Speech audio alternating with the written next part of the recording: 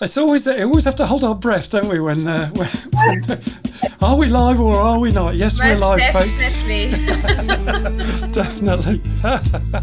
Well, welcome to Leaderslive, folks. This is a short countdown timer to kind of just helps all the various feeds catch up and settle down, and we're just waiting for the LinkedIn feed to come up. And so welcome to everybody that's joining in. So we can't wait for today's groovy show, folks. And we're hanging out with psychologist in resilience and mental health educator and expert Dr Kirstien Bjerregaard, and we'll be chatting about what's at the front line of your resilience. So, hi Kirsty, give us a quick wave. Thank you, Kirstien. Brilliant. Okay, and helping us to engage, as always, is the lovely Birdine Hugo, our fab moderator, chipping in as well, and she'll be keeping the interaction flowing. Give us a quick wave, say a quick hello. Yeah. Good morning, everyone. Good morning. Okay, well, Jonas says good morning, so it must be on. So I'm still waiting for the feed to come up. So Paul's on. So yeah, all the feeds just come up. That's brilliant fun. So that's great. Okay, and we're morning, Paul. That's brilliant to see you too, Paul. So great. So music by my uncle Peter, folks. This is the 45th Leaderslive show. Woo! Fantastic, and we've all been part of this growing community that feels really exciting. So please let me know if our audio's coming on okay. So morning to you, Sarah. Morning, Ian. So fantastic to see everybody. I'm listening in from Madeira. Oh, that deserves a oh, Sarah. So Sarah and Dr Kirstien Bjerregaard, they're mates. So that's great that you're here, Sarah, to support Kirstien. Well, you're a regular anyway. And morning, Jack. Fantastic to see you. So, oi, people, it's the Leaderslive show. Leaderslive showtime, folks. It's just after 8:45 a.m. here in the UK. And if you don't know me, I'm Andrew Jenkins, and we are live with Leaderslive, spreading the love, folks, spreading the love. Yabba dabba do. And our audio's coming through fine, thanks Jonas. And we're streaming out on LinkedIn, we're streaming out on YouTube, Facebook groups and Facebook profiles and Twitter, and we're hoping Twitch. We've had a bit of a problem with Twitch, but we're hoping we're on Twitch too. Ta-da! I don't know how it all works. So you can catch us live, or you can catch us on the replay. And if you can't do either of those, then fear not, my friends. We've got you covered on all of our shows as well. Because we're on podcasts as well. We're on Anchor FM, we're on Spotify, we're on Apple, we're on Google, we're everywhere. It's brilliant. So you can listen whilst you're jogging, whilst you're driving, in the car, on a train, on a plane, in an automobile, or catch it while you're cooking and ironing. So excited about this, folks. So we're dead chuffed with that. So if you're new, checking in with us, or a regular, please keep saying hello to us. We're already getting a number of those comments now, so we'd love to hear from you, love to engage with you. And remember too, folks, it's an interactive show, so please get involved, join in, ask questions, network with the live community, and even some friendly banter doesn't go amiss at all. And as I mentioned in the countdown, I'm hanging out with psychologist and resilience and mental health educator Dr Kirstien Bjerregaard, and we'll be chatting about what's the front line of your resilience. Ooh. So Kirstien's worked in many of the world's war and conflict hotspots, so serious stuff for children's aids, for disaster relief, such as she's worked in Kosovo, Sierra Leone, Burundi, all the hotspots in the world, or some of them at least. And this is going to be a great link to mental toughness that Maria Jeffers did with us a few weeks ago. We had Shona Taylor on talking about burnout a couple of weeks back, and we've some time ago we had Sharon Moffat talking about the power of hope to overcome, and we've had David Rogers and Kathy Heath all talking about wellbeing in various aspects, and we're kind of touching on this subject today. All these subjects link very nicely. So how are you doing, Kirstien? Great to have you on the show. Yeah, really good to be here. Thank you for having me. It's really, you're very welcome. You what, sorry? Yeah. I said it's a bit of a grey day here. It's a bit of a grey day here. Very nice. Yeah, and you're just a bit pixelated at the moment, so hopefully that'll improve as we go along. And that's Siri just joining in as well for some reason. So, Kirstien, what are you talking about with us today, Kirstien? Tell us a bit more about what you're doing today. Yeah, well, I guess I'm going to be talking with you and hearing from everyone who comes on about what we understand about resilience and how understanding that more can really help us out in life. Brilliant. Oh, great summary. Yeah, we can't wait. So that deserves a... So you've got a couple of questions to kick us off with, Kirstien. So kick us off. What are your 2 questions for the audience right now so we can get going and get the audience moving with us? So I'd love to hear what people think resilience is. Right. So what is resilience? And then the second question is, when you think back to a time when you have been resilient, what stands out to you about it? Okay. So when you think back to a time when you've been resilient, what stands out to you about it? Okay. Thank you. Right. Okay. So there you go, folks. There's a couple of questions to get us going, and they're already in the feed. And good morning, Maria Jeffers. She loves this topic, so that's great. Yeah, so we've just shouted you out, Maria, if you heard that. And good morning to Peter Best as well. Good morning, everyone. Not a regular, I'm a newbie. Well, good morning, Peter Best. Fantastic to see you. So, look, there's a delay in the feed, so we'll come back to those questions in a moment, give you a chance to answer those. So, as mentioned, Leaderslive is an interactive show, so please join in. Don't be shy. Use the comments for these questions and engage with us during the show and each other. And remember, it's a group conversation. So you know how it goes, folks, for you regulars anyway. And morning, Kathy Rhodes as well. Brilliant to see you, Kathy. So, yeah, we've got, let's just bring up Berdine Hugo, our fantastic moderator. So I introduced her very briefly in the countdown. Berdine's our moderator, and it's a chance to say a little bit more, Berdine, to everyone. Thanks for being on again, Berdine. You're welcome, Andrew. I always enjoy being part of these shows. And then today, resilience is one of the things, many of you won't know, but I studied psychology and English a few years back. So this is one of the topics that we touched on so often. And I absolutely love resilience as the main topic for today. So I'm interested in to see what you guys think resilience is and what would stand out for you about it. Brilliant. Fantastic. Yeah, there's a lot coming through already. And just a quick question for you from Jonas, actually. Are you Danish, says Jonas? My husband is. I'm English. There you go. There's your answer then. Okay, so we'll come back to... Say again, Kirstien? I wondered if he's Danish with that name. He is indeed. Absolutely. Definitely is. Yeah. So he's listening in from Denmark. So morning, Jonas. So quick tease. I'm going to come back to you in just a tick, Kirstien. So quick teaser for you folks. When asked what is resilience, we might all think that we know what it means, right? But do we really? And it turns out there is so much more to resilience than one might first think, So, and resilience starts from the inside out of all of us, and it resides in our mind, as well as being a universal force of nature, says Kirstien, and an innate wisdom accessible to all of us as a resource at any time. So we'll be exploring lots of things today. We're exploring the myths and misunderstandings perhaps around resilience. How does resilience make up our psychological operating system? And how can we experience and notice the inside out nature of resilience playing out in our lives, and what role do our thoughts and consciousness have in shaping all of that, and why does resilience thrive in moments of peace and stillness? I don't know, but Kirsty does, and she's going to tell us all about that right now. So put it all together, and what do you got? You've got it, folks. Bibbity bobbity boo. I love that.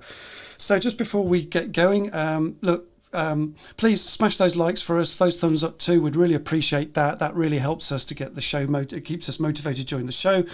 Please subscribe to our Leaderslive YouTube channel, and it's a group effort, so help us grow that channel from being a fledgling to find its own wings and fly all on its own.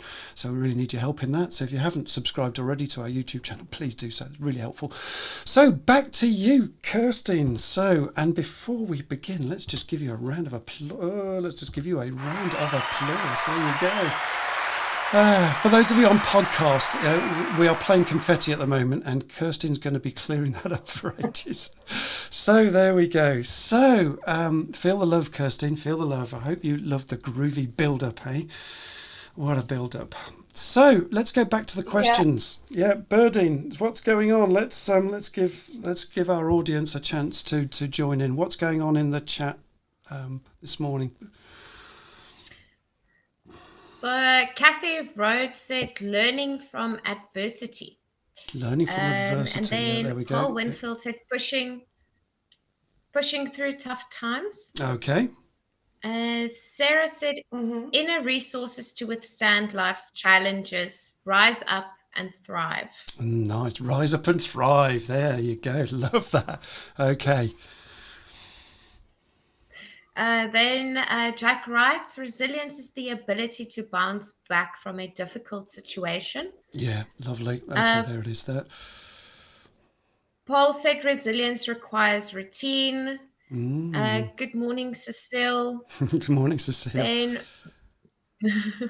Maria said resilience is all to do with coping with stress, pressure, and challenges, having grit and showing determination. My car was stolen this weekend, so I have had to draw upon my inner resilience. Oh no! Wow. So just before we move on, what say you, Kirstien? What's chip in by all means. What do you reckon to the comments we've had so far? Yeah, I think that's a great variety of understandings about resilience, and yeah, that is about keeping going and about being able to adapt to adversity. So resilience is very much about our capacity to adapt and thrive to difficult circumstances, to things we don't anticipate happening in life. Yeah, adapt and thrive. Yes, when things change suddenly, when something happens from the left field, right, Kirstien? Yeah, and that we don't anticipate it, and it comes at us out of the blue. And the amount of preparation can let us know how to be in that context, in spite of what we like to believe. There's no amount of preparation that's prepared people in the Ukraine right now. Very true. Difficult about what they're up to. They are just drawing on their resilience, which is innate within them. That's really interesting. Yeah. So it's not about preparation. It's you draw from something deep within you, right, Kirstien? By the sounds of it. Yeah, you draw from what's in you because we're all alive, right? I love that. Resilience is something about the fact that we're a living organism. And that as long as we're alive, we have the capacity within us to adapt and change. I love that phrase. We are a living organism. We are alive and a living organism, which means we can adapt to change at any time. That's fantastic. Love that. So, Berdine, just follow us up with what else is going on in the chat. Let's just finish the this thread of conversation. Ian Price said resilience is being able to flex emotionally, physically, and psychologically to meet challenge, ideally to thrive through, not just survive, so you can grow. There you go. That's beautiful. Love that. Yeah. Well said, Ian. Yes. Yeah. Then Jonah said, that explains the name. Okay, well, that's the Danish thing. That previously.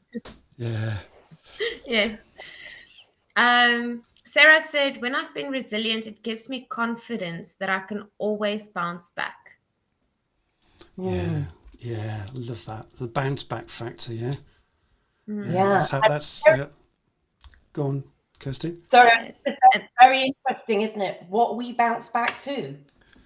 Yeah, what do we bounce back to? That's interesting. That innate ability, I guess. Is that what you're saying, Kirstien? Yeah, well, we'll be exploring that people talk about bouncing back, but what other people have put out in those comments is that actually we grow from adversity and we adapt and change. So it's an interesting one, that phrase, what we bounce back to. And we'll take a look at that. Yeah, Cecile says this, I think, resilience is the capacity to bounce back and keep focus on life. Anything else, Berdine? Rachel Swan said resilience is keeping going through a challenging situation and knowing that it'll be over at some point. I like that. Yes. So the sun will shine again, won't it? And it rains and sun shines at different days, right? Probably a bit like our lives, different things happen at different times.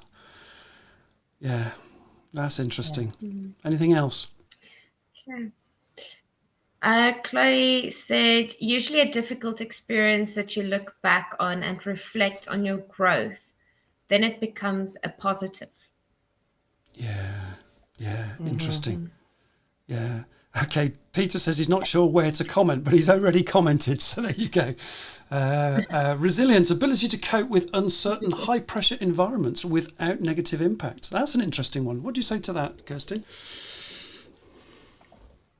Sorry, I was still thinking about the other person's comment. Okay. So, I think it is. It's about.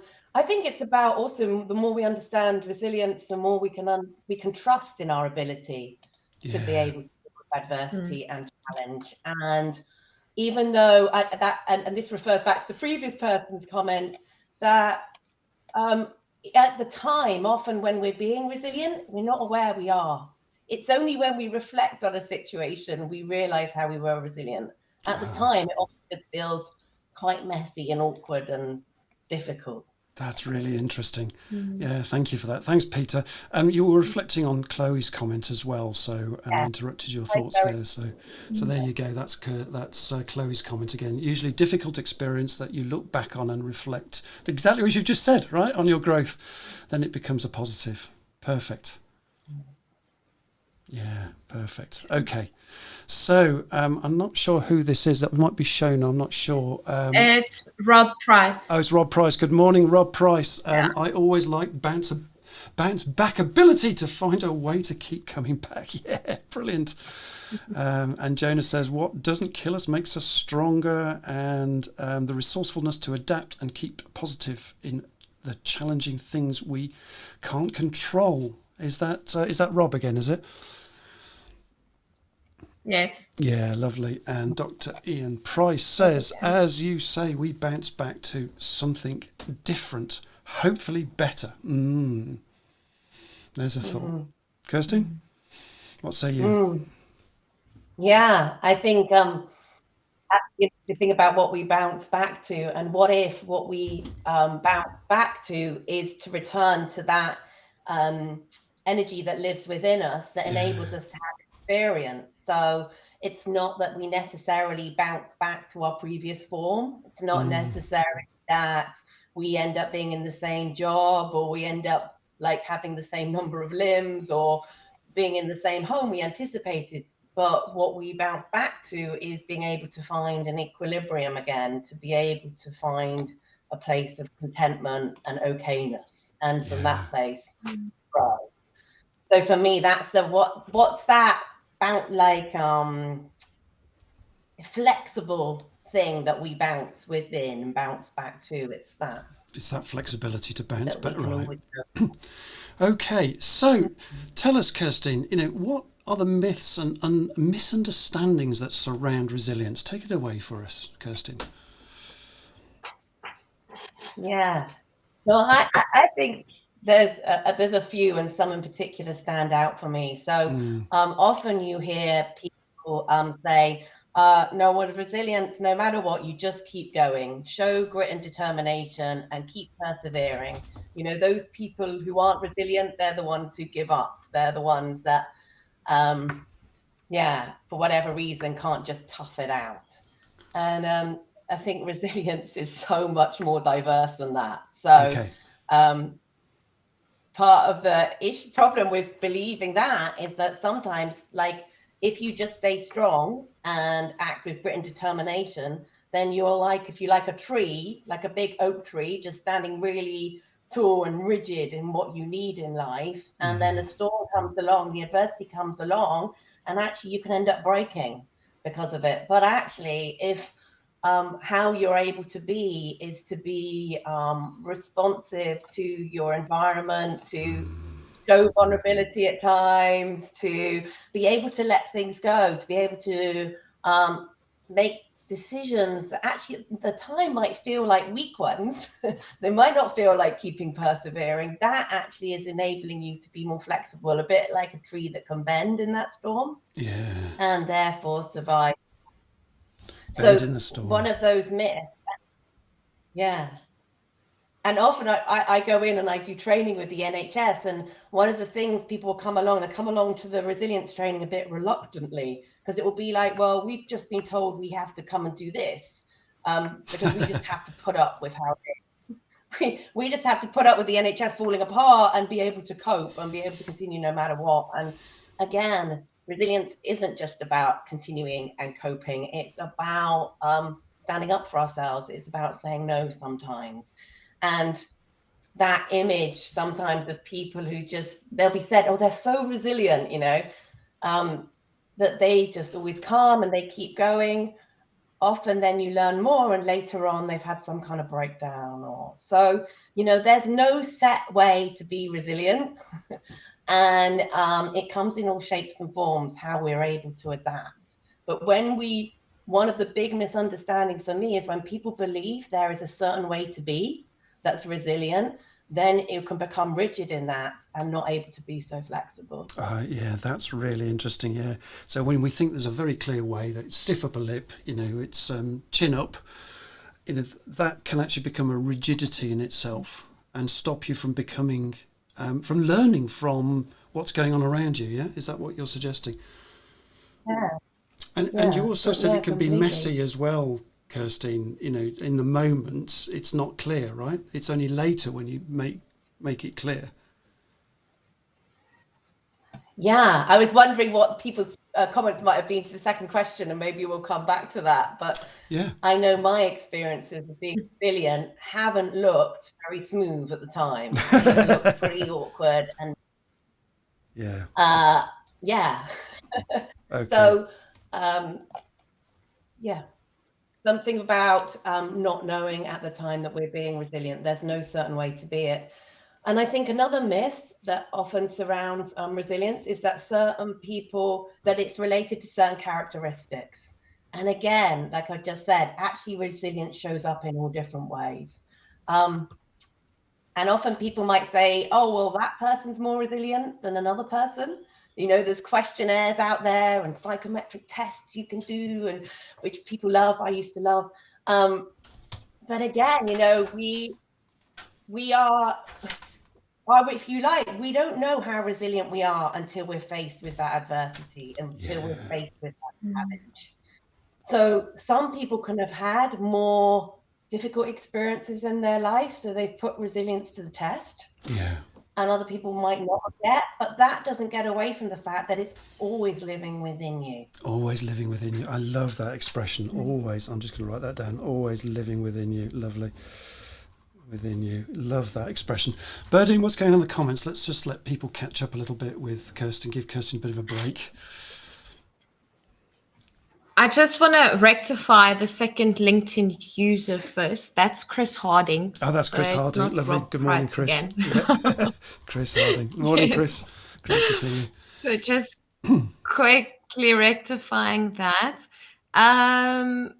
Then Jonas said, commenting on his what doesn't kill us makes us stronger, he said, or rather what doesn't kill us evolves and tries again. Nice. Okay. Yeah. Super. Very nice. Yeah. Wise words. Cecile said, yes, resilience can be a survival or instinctive reaction from unexpected or even positive situations. Yeah. Yeah. Yeah. Thanks, Cecile. Very interesting. Yeah. When our back's up against the wall, what does that song say? When the tough get going, or when the going gets tough, the tough get going. But there's more than that, isn't it? It's how we respond, isn't it? By the sounds of what Dr. Kirstien's saying. Yeah, interesting. What else, Birdine?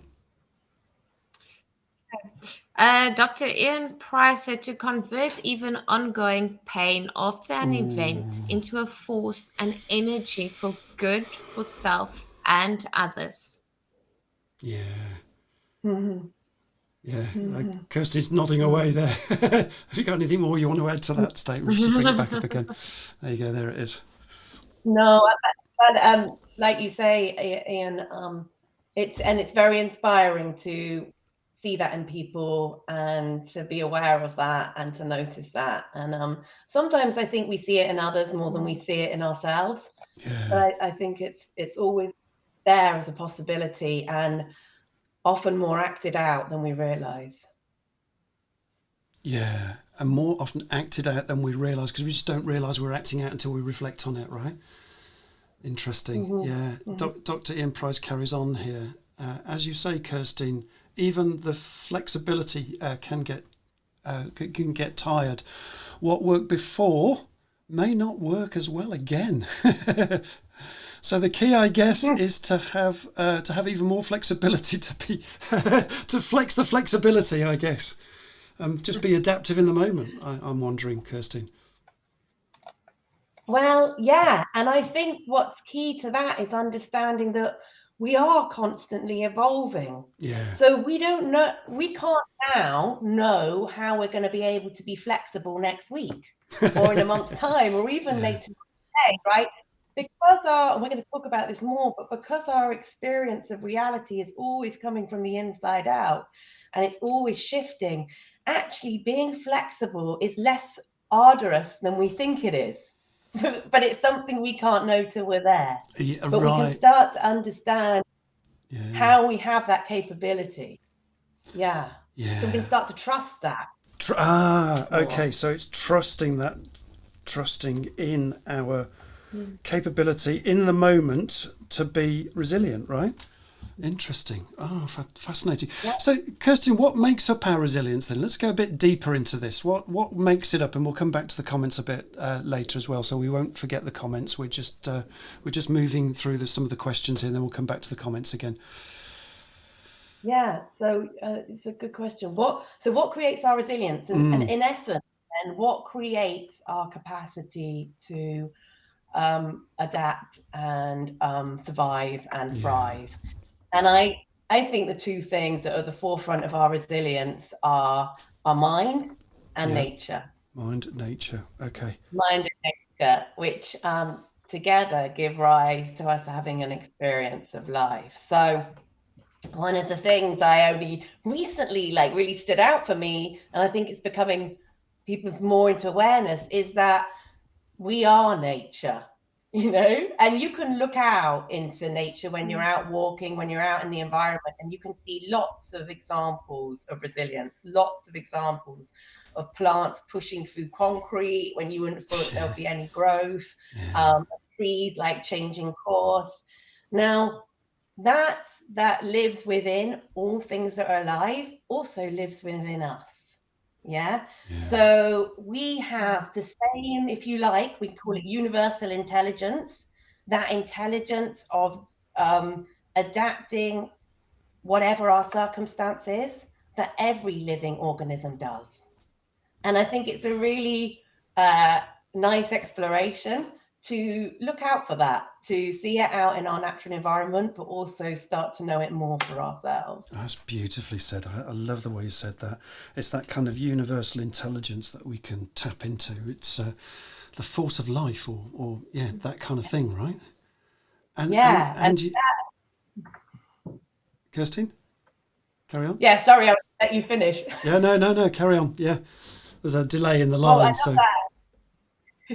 I love that we are all a force of nature.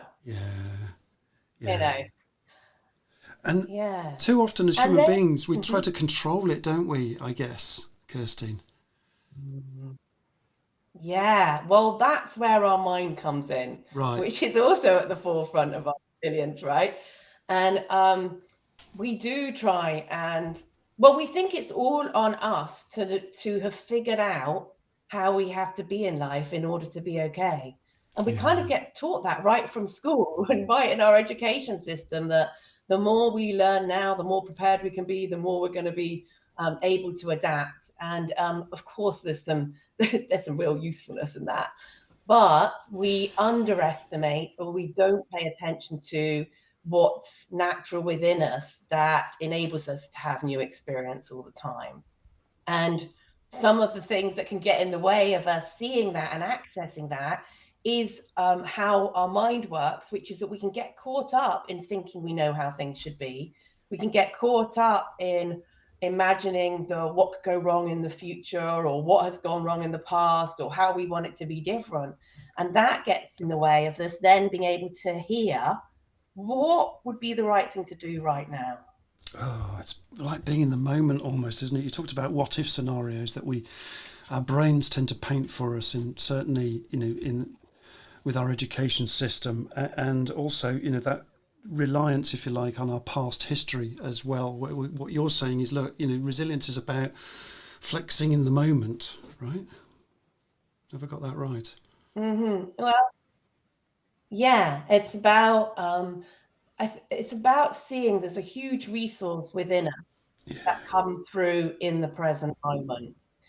So the other part of what's at the forefront of our resilience that I teach people about is how our mind creates our experience. And most of the time, and I invite you all to check this out and see if it's true for you, but we walk around believing that how we are experiencing life, like how we're feeling right now, comes from our outside circumstances and from other people. And so, like, for instance, today, I look out, I see it's a grey day, and I'm like, oh, no wonder I feel a bit low. Or, oh, I'm feeling excited, like coming on this program, right? Yeah. So it's just part of how we understand life is, that it seems like how we feel comes from the outside in. And what neuroscience is discovering, and what kind of like ancient philosophers have known for a long, long time, is actually that's a real misunderstanding. And we're starting to see, and neuroscience is starting to show that more and more. And if you take any time for yourselves to have a look at it, I think you'll see it's the case, is that actually how we are feeling about how things are always comes from what we're thinking about in the moment from how things are. So it's it all inside out, Kirstien. Is that what you're saying? Yeah. So it comes from the thinking I have about it being a grey day. Yeah. It comes from like the thoughts I've had about coming on this morning have created my experience, which has been a whole experience, right? Yeah, right. And when you start to look at that, you start to see that we live in an illusion of how we have an experience, which is as convincing as if you watch the sunrise or sunset. Yeah. I don't know how many people like watching the sunrise, sunset. I do. Yes. Yeah. But you know, when I watch a sunrise, I'm just enjoying the fact the sun is often I'm watching it at the sea, so it's just coming out of the sea, and it's really beautiful. Or when it's setting, it's just falling below the sea. Lovely. And I enjoy it. What I'm not doing is thinking, oh my God, that's not to do with the sun rising or setting. That's to do with the fact that the earth moves. Yeah. I'm not walking around every day thinking, oh, actually, even though it feels like the ground's flat, it's actually round. So this is how convincing the illusion is that we live in, that how we feel is coming from our circumstance. Right. Okay. So we're going to come on to that in a moment and dig into that inside out nature of resilience playing out in our lives a little bit more, but just give you a break for a moment. Berdine, what's going on in the comments? Let's pick up the comments, see where people are at right now. Okay, so I just reiterated the second question again. Oh, yes. In the comment section, because I do find sometimes people read the first question and forget about the second question. So Jonas came back and said, I guess that you would have to have experienced some things in order to become resilient. Yeah, that makes sense, doesn't it? From what? Yes. Yeah. Okay. Yeah. Okay. What else? And then Dr. Ian Price said, see resilience in hindsight is ongoing and certainly messy. Yeah, I love that. That was a great comment there. And you were just catching up with Jonas's thought there. I'm detecting you wanted to say something about that, Kirstien. I guess we'd all have experienced some things in order to become resilient. Yeah? This is Jonas's previous comment. Yeah, and I think you know, when we came into the world, we experienced becoming alive. So I think that yes, I think as we experience adversity in our life, we become more aware of being resilient because we can look back and see how we adapted to something that was adverse. But that doesn't get away from the fact that resilience was born with us. You know, that resilience was there. It's that we probably never became aware of it until we came up against something that we found difficult. Yeah, and that's where our learning comes from, right? You know, and helps us out. So back to the comments. So Peter says this. Berdine, is that right? Second question? Yes. Taking a practical perspective helps. For example, reflecting regularly on what has worked and what you have achieved, rather than the myriad things you haven't. Plus, having support, for example, team, family, friends, having someone you can unload to without judgment. One key aspect is also recognizing you cannot control everything. Peter Best, you're on it this morning. That is beautifully said. I love that. That's so much in that whole statement there, isn't there? Peter's quite a reflective person. I'm guessing it's a couple of times he's talked about reflection and how important that is, and you've mentioned exactly the same. And I'm just wondering, thinking about a practical thought here is, how useful is it to build resilience through writing a journal, say, for instance, Kirstien? Oh, well, I mean, I don't think we can build resilience. I think we can become more aware of our resilience. So Lovely. Yeah. journal writing can help with becoming more aware of your resilience. More aware, right. It's not about building, it's about awareness. Fantastic. Okay, yeah. So, and that would be very helpful for building that awareness. Kirstien. Yeah, so often when people journal write, they reflect back and they see that things change. Another thing journal writing can help with is sometimes people just express what's going on for themselves and start to see something new in it. And a lot of what resilience is about seeing something new, about understanding things differently, and journal writing can help. I love that. Experiencing, seeing something, being aware of something new that's just popped out because of the experience we're going through. Lovely. Okay, thank you for that. Berdine, carry on with the comments. Cecile said resilience can be a trait of character and personal development. Yeah, that's the mind thing, right, Kirstien? Yeah, okay. there's a lot out there that say that, yeah. Yeah, fantastic. Okay, thanks, Cecile. Okay. Maria Jeffer said self-awareness of our mindset can really help in day-to-day challenges. But yes, I agree. We don't each know how we will respond to extreme traumas. Yeah. And I think it helps, doesn't it? That's a great comment of we can understand how our mindset plays a role in how we are experiencing life. And that's helpful in being able to sort of assess how we're getting on and how we're doing. Yeah, to assess it, right? Yeah. And Chris, one of my mates says, right, Chris Harding says, the dictionary says the ability to spring back and be stronger after bending, stretching, or even compressed. In my experience, this is not just an individual trait, but, I've lost it, but where has it gone? But the most resilient people have great support around them. Yeah. I think that we are naturally born to be part of community, aren't we? And that, feeling safe, feeling okay, feeling like we belong enables us to see things differently, more easily. Yeah. Lovely. Okay, got that. Super. What else, Berdine? Jana says experiences, good or bad, creates resilience. We're Which nodding is away something to that. most of you all touched on. Peter Bassett, using your tree analogy, grass seems a good example of flexible resilience, apparently much weaker than an oak tree, but stronger in other ways. Yeah. That's great. Grass gets everywhere, right? Yeah, even in those cracks in the concrete, right, that you talked about earlier. How it's incredibly resilient, isn't it? It grows anywhere, everywhere, and it always needs cutting as well. So there you go. Yeah. Okay. So this is my mate. Go on. Sorry, Berdine. Carry on. Dr. Ian Price said, where the attention goes, the energy flows. Oh, yeah. Absolutely Ian, love that. Yeah, it's one of Ian's favourite phrases. That fantastic to get that phrase in there, Ian. Yes, absolutely. Spot on. Yeah.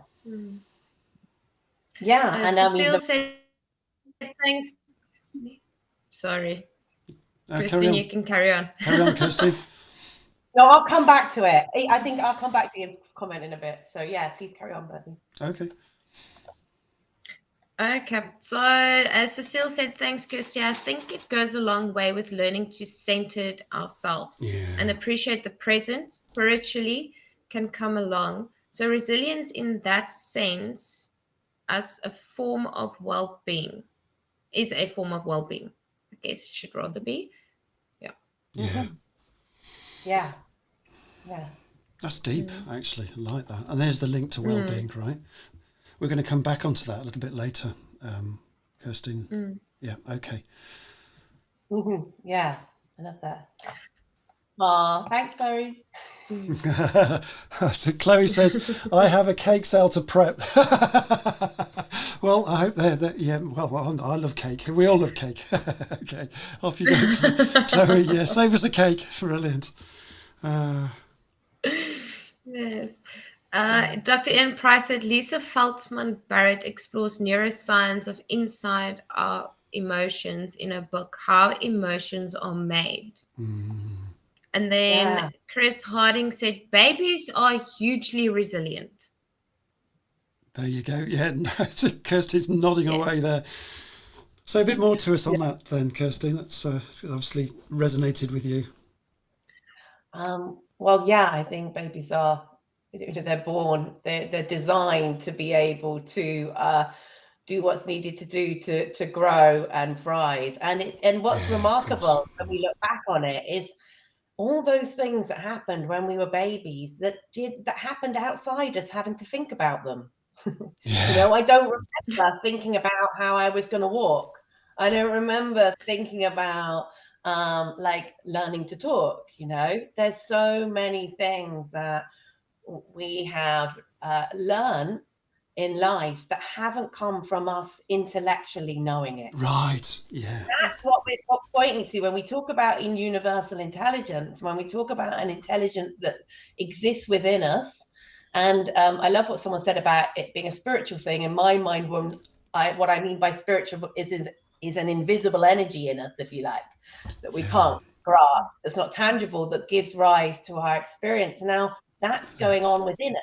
Yeah, it's A bit like that capability within us that if we have a cut or if we have a break in our arm, then our body naturally heals. There is that same kind of natural psychological immune system going on that helps us to move through traumatic experiences, to move through adversity, and to be able to see and experience things differently. Wow. Yeah. Yeah, beautiful. And that comes back to that whole inside out. We looked at the comments. So, and we said we'd dive in a little bit deeper on that. And, one thing that just on picking up that thing about when we're younger is resilience linked to upbringing then, Kirsty? Or is it more than that? I think there's a lot of stuff out there that's talked about people that measures resilience, and then it says that people's resilience is affected. I think we talked about this previously, didn't we? People's resilience is affected by their life experiences, and I think there was a big study done that you mentioned that people who had more negative childhood experiences were less resilient. That's not what I found to be true working with people. Yeah. And I just know so many people who've had very traumatic childhoods who have demonstrated huge resilience and adaptability and being able to thrive. Yeah. I think one of the reasons why that comes out is that what can be picked up on is that how we respond to things is affected by our past experiences. So if in life we've had a lot of life-threatening type experiences, or that we've believed to be life-threatening, then that's activated our fight, flight, survival response, which I'm sure people are aware of, but essentially that then gets us ready to be able to survive. And so it can be that we've had much more of that happening in our life, so that kicks off quicker. So when a thought comes find that somehow our life might be threatened. Yeah. Like, I don't know, watching Will Smith the other night, like last night or whatever. For whatever reason, something came to mind to him in that comment that was made that somehow that was threatening his wife's life or threatening his. And so he reacted in a very sort of defensive survival mode. Visceral manner. So I think we can become like a habit can be to be reactive very fast and deregulate in a way and just lose our sense of groundedness. And so we've gone from that place. So we're less in touch with what would make sense in the moment to be okay. So in answer to your question, sorry, I'm going on a ramble, but I think our past experiences can affect our regulation, how we regulate our system. And that affects how we're able to be present. Yeah, my mate who's on, Chris Harding and Dr Ian Price, will both attest to this. We talk a lot about being triggered between the three of us in Inspired CEOs, which is a community that we run. And I think that's what you're saying, isn't it? That actually through past history and the things that have happened to us, our survival protection chemicals for some people can be more triggered. And that kind of that creates that heightened state of fear and agitation. But what you're saying is that, despite those, we can still learn from those. We just need to learn from them rather than react to them all the time, is to recognize, look, that's going on, and choose a different way forward. Is that your suggestion, Kirstien? Yeah, I think the more we understand what's happening, the more we can know how to be with it. So one of the things, and if we're moving on a bit to how experience comes from the inside out, one of the things is that we feel whatever we're thinking about. It happens really fast. But if a thought comes to mind, and we have no control over what we think about, it comes to mind, and it seems to be a thought which threatens us, then our amygdala kicks in. It lets the body know it needs to go into fight, flight, and we have that reactiveness, and we get ready to fight. If we know that that's being caused by the thought we've had in the moment, then we're less likely to act out it. Yeah, we can interrupt it. And it's the truth. If we believe that whatever's come into our mind is a fact, is how it is, and we aren't aware of how our mind is creating our experience, then we'll behave like we need to go and act it out. We need to go and make the difference immediately. So the more awareness we have of what's going on, the more we can respond differently to it. And I love that. So one of the things that I found really helpful, and people I work with found really helpful, is just to be aware that, research has shown that within 3 minutes of thinking something, and I'd say even quicker, right, our body will release the cortisol, adrenaline, or if it's a nice thought, oxytocin, that will course around our body. So we have a very physiological, multi-sensory experience of whatever we're paying attention to. And that is experience. That is what it is, right? It's that visceral thing that our bodies create, but it might not be the whole truth, right? It might be just the reaction to that, your immediate thought. Yeah, well, we are always living in a continuation of different thoughts that occur to us. So one minute we're aware of one thing and it seems to be reality. And the next minute we're aware of something else and that's our reality. And so seeing that whatever we see to be true, believe to be true, is in this moment. And that when we're focused on something else, paying attention to something else, that's what's going to create our experience of reality in that moment. That's beautiful. And that means, Kirstien, that we can also walk back. If we've reacted to something, that doesn't have to be the thing that we move forward with. We can walk it back and kind of go, look, I know I said this or reacted in this way. I'm going to walk that back now because I'm now reflected on it. And I've realised that was the wrong response. So I know I said that 5 minutes ago, but this is where I'm at now because of what's just happened, and I've become aware of it, right? We can walk it back, Kirstien. Yeah. Yes, and the more we understand that it's part of the human condition, it's all of us, we become more forgiving of it. So we become, what part of the problem is we make mistakes. The problem isn't that we make mistakes. The problem is our judgmental thinking on our mistakes that keeps us stuck in them.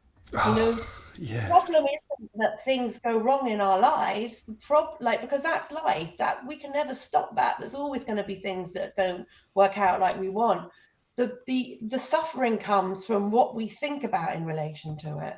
I just love that. That whole thing about, acceptance rather than judgment, forgiving ourselves, forgiving others, accepting situations, and accepting that things can be walked back and changed. That's beautiful.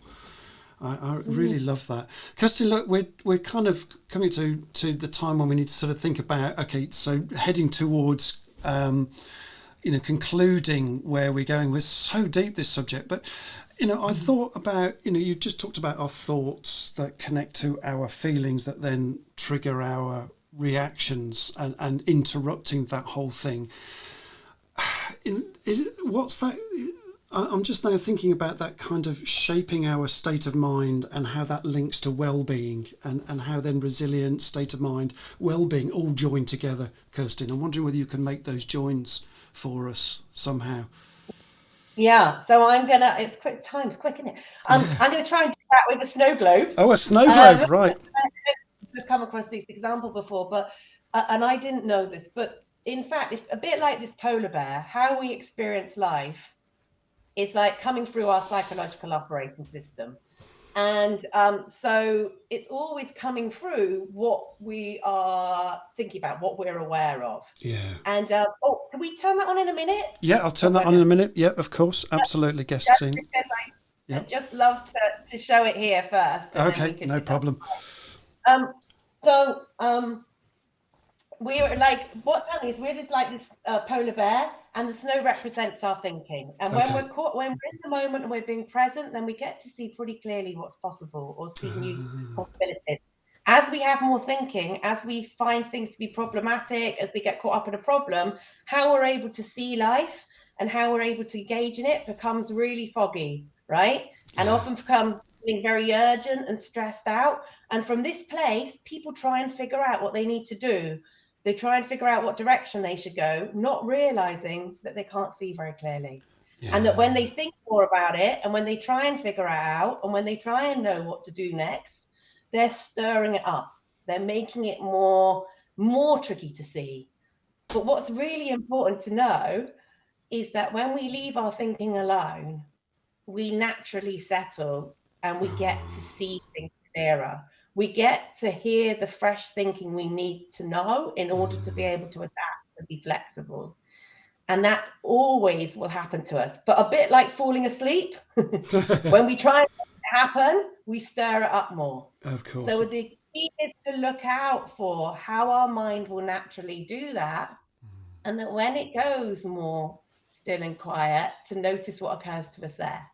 So if you could play that, if we have time, can you play that now? That shows how that might feel. Okay, it's just a very short little snippet, isn't it? Yeah. Okay, so talk us through this for those on the podcast as well. So there we go. Okay, I forgot that. So yeah, when we're feeling in that very churned up place and we have a lot of thought going on, when we're very concerned about things, worried about how it might be, not knowing what to do, then we can't see things very clearly. But as our thinking calms down, we get more purpose, focus, we're able to hear more. And then as the thoughts settle more, we are able to be more present in the moment and have more clarity about what best to do, given the situation we are in now and given who we are right now. Yes. And letting the snow settle in the snow globe is the analogy, right? Yeah, or just noticing that, when we're not, you can't help it. We can't help it if our snow globe isn't settled. It's not that we're not being resilient then, we are, but we're just, our capability is we don't have so much clarity. Yeah. We're acting out from a very foggy state of mind. So in those situations, rather than try and argue with it or change it, you don't want to argue with foggy weather. It stays foggy. It doesn't change just because you want it to. Yeah. But you can adapt your behavior, go slower, take a pause, you can put on the right clothing, and eventually that weather passes. And that's the same with our mental weather. And then we get to see more clearly what's out there to do and how to be. That is so beautifully said, and it sounds like resilience thrives in moments of peace and calm. I'm just putting a summary out there. Is that about right, Kirstien? I think resilience is going on all the time, but in moments of peace and calm, we just get to see what's right for now. Become aware of more of what could be and what resilience we need to draw from, right? Mm-hmm. We're more aware of our flexibility in those moments. Beautiful. Thank you, Kirstien. That was really brilliant. That was great food for thought for us all today. Really busy session as well. Berdine, just take us out on the comments and then I'll wrap up the session. Kirstien, thank you so much for this wonderful wisdom. We could talk, I think there's going to be a round 2 here. We often say that, but I think there's a definite round 2 here. Berdine, take us away with the comments. Yeah. Peter just had to duck out, but he said this was a great introduction to Leaderslive for him. Paul said, I could tell you many, many stories from the back of an ambulance. Yeah, Paul's a paramedic, so, he's right on the front line of lots of things that go on emotionally and, when people are ill and survival and, all of those things. Yeah, I'm sure there's lots of stories there, Paul. We'd love to listen to some of those. Sounds like we need you on the show, Paul. Laurie said a sincere, timely apology is hugely beneficial. Massively, yeah. We're all nodding away on that one. Yes, absolutely, yeah. Yes. Sarah Hughes said she loves the snow globe analogy. Yeah, as do we all. And then Chris said, don't let the mental weather rob you of your peace. Oh, lovely. Don't let the mental weather rob you of your peace. Kirstien's nodding away on that one. Yeah. I love that. Yeah. Know that you're the sky the weather passes on rather than the weather. Say that again, Kirstien. Yes. Know that you are the sky through which the weather passes, not the weather. That's beautiful. Know that you are the sky through which the weather passes. Oh, that's so beautiful. Thank you. Lovely. And lastly, is it Birdie Brown? That was great, Kirsty. Kiss. Birdie Brown said Brilliant. Okay, so I hope you all found that useful food for thought, folks, and please feel free to contact Kirstien via LinkedIn. There's a lot of love in the room for you today from your support tribe as well, which is fantastic. And Berdine will put Kirstien's profile link in the chat too if she hasn't done that already. And thanks again, Dr. Kirstien Bjerregaard, for enlightening us today. We've loved having you on the show. And this podcast, this will be available on podcast too in the next sort of 24, 48 hours. So please join in with our LinkedIn leaders group as well. We'll put that link in the chat as well so that you can keep the conversation moving there. And remember to subscribe to our YouTube channel as well, which is in the comments earlier on. And those, they're already there, those comments. So those links, sorry. So before we get on to what's going on next week, a quick word on what's the purpose and the why with Leaderslive. And it all starts with an idea and a passion that you are more than you think. And I think we certainly explored that today, that we are a lot more than we think through resilience as well. So, and Leaderslive is all about building a community of like-minded folks. And, we said earlier, and I think it might have been Peter's comment, to say, look, we work with each other and support each other. And I think Chris Harding said something along those lines as well. Through mutual support, we can build our resilience to one another. And that's what this community is all about. And, this is, particularly relevant for building back better businesses for us, particularly over the last few years, over the last 2 years with the pandemic. And the motto here is I to the power of we, folks, which I love that expression. So Leaderslive is freely available. It's an edutaining expression of all of that. And anyone can join in and take part with these extraordinary conversations that we've had just like that today. So quick CTA in terms of what I do more commercially. So I speak and host events, which you can contact me for. I facilitate top teams and strategy processes. So you can contact me for any facilitation of your team.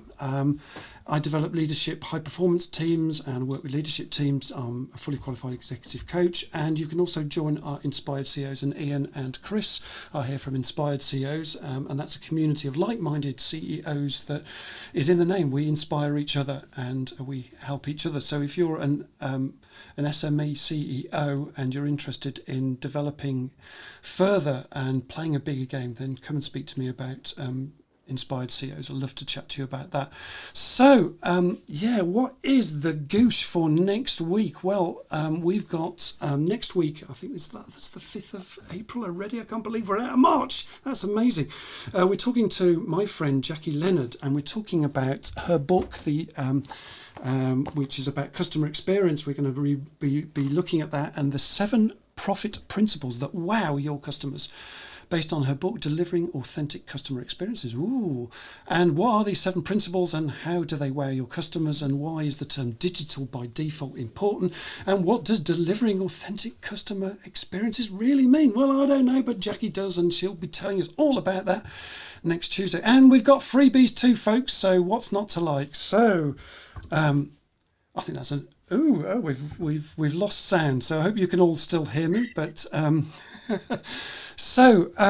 gonna wrap up now. So hopefully this will still work and the sound's still working. So yeah, it's been great to be hanging out with Kirstien today. Thank you ever so much again, Kirstien, and thanks for being on the show, for being part of this great community. And as I said, this will be on podcast too.